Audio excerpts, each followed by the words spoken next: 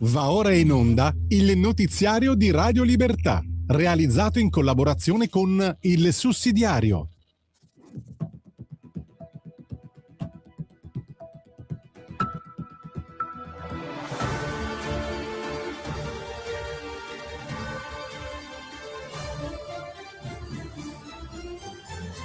Buongiorno e benvenuti al TG di Radio Libertà, in collaborazione con Il Sussidiario.tv, oggi 22 luglio 2026. In primo piano, Bologna. La procura indaga sulla morte di Abderrahim Fakir durante l'intervento della polizia al Pilastro, mentre gli scontri successivi al presidio lasciano 64 agenti feriti. Legittima difesa. Salvini rilancia la tutela di chi reagisce a un'aggressione, dopo la condanna definitiva del gioielliere Mario Roggero. Energia. Il governo apre la partita su 14 miliardi di maggiore capacità di spesa, tra bollette, imprese e investimenti. Autonomia. Arriva alla Camera lo schema d'intesa per attribuire nuove funzioni al Veneto. Sul fronte internazionale, 11° giorno di offensiva americana contro l'Iran, con lo stretto di Hormuz al centro della crisi. Infine, codice della strada. Salvini apre il confronto con associazioni e categorie per correggere e semplificare le regole. Restate con noi, tra poco tutti i servizi del giornale. Bologna, scontri e ideologia. Fakir, indagini e 64 feriti. Prima gli accertamenti, poi i giudizi. La procura indaga sulla morte di Abderrahim Fakir durante l'intervento della polizia al Pilastro. Decisivi autopsia, testimonianze e bodycam. Nessuna soluzione preventiva, ma neppure condanne di piazza. Dopo il presidio, gruppi violenti hanno incendiato auto e cassonetti e danneggiato 6 mezzi delle forze dell'ordine. La questura conta 64 agenti feriti. Meloni chiede verità e condanna la guerriglia. Salvini critica il sindaco Lepore per la manifestazione. Legittima difesa, svolta Lega. Salvini, tutelare l'aggredito. Può chi viene minacciato con un'arma ragionare con la freddezza di un giudice? Salvini riapre il dossier dopo la condanna definitiva di Mario Roggero e chiede che la legge consideri lo stato psicologico di chi subisce una rapina. Claudio Borghi propone di ampliare la tutela della reazione immediata. La maggioranza vuole impedire risarcimenti ai responsabili di reati gravissimi o ai familiari. Forza Italia esprime dubbi. Calenda attacca Salvini. Criminale e aggredito non sono sullo stesso piano. Difesa non significa vendetta, né sicurezza significa far west. Energia, ora i fatti. 14 miliardi in gioco. 14 miliardi di maggiore capacità di spesa per l'emergenza energetica e la partita aperta dal vertice convocato da Meloni con Salvini, Tajani, Lupi e Giorgetti. Non sono fondi già stanziati. Il governo vuole usare la flessibilità europea e dovrà ottenere il via libera parlamentare. Il banco di prova sarà la destinazione delle risorse, bollette, imprese e investimenti. Federico Freni avverte che l'Europa continua a confondere la concorrenza con una politica economica. Il debito comune deve finanziare crescita e indipendenza energetica, non spesa improduttiva. Autonomia, avanti Veneto. Più poteri, più responsabilità. L'autonomia del Veneto arriva alla Camera. Montecitorio esamina lo schema preliminare dell'intesa tra governo e regione su protezione civile, professioni, previdenza complementare e alcuni aspetti della salute. Non è ancora l'approvazione definitiva. Il Parlamento indica la strada dell'intesa. Per la Lega è un passaggio storico, ma autonomia significa responsabilità. Con maggiori strumenti, gli amministratori saranno giudicati sui risultati. Le opposizioni parlano di un'Italia divisa.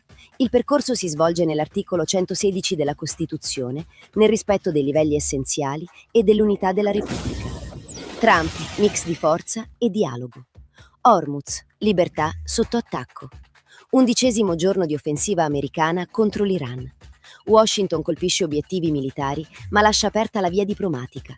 Marco Rubio ribadisce la disponibilità a negoziare e accusa Teheran di non affrontare seriamente il confronto.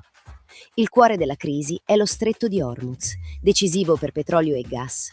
Il controllo iraniano del traffico navale sarebbe un precedente pericoloso. La forza può ristabilire deterrenza, ma serve un obiettivo politico. Attacchi iraniani e minaccia degli Houthi mostrano il rischio di una guerra più larga, che l'Europa pagherebbe con inflazione e bollette. Salvini, dialogo per migliorare il codice. Il ministro apre al confronto con le associazioni. Il codice della strada torna in officina. Salvini ha aperto al Ministero delle Infrastrutture il confronto con associazioni e categorie. Obiettivi, regole più chiare, digitalizzazione, semplificazione e sicurezza. Tra le ipotesi c'è la patente B e C a 17 anni, una proposta, non una misura approvata. Sui monopattini, il MIT comunica 160.000 contrassegni rilasciati e altri 20.000 in consegna. Servono tutela degli utenti vulnerabili e controlli trasparenti. L'automobilista non può essere trattato come un bancomat, ma la libertà di circolare comporta responsabilità. Radio Libertà, in collaborazione con il sussidiario.tv, presenta gli approfondimenti di oggi.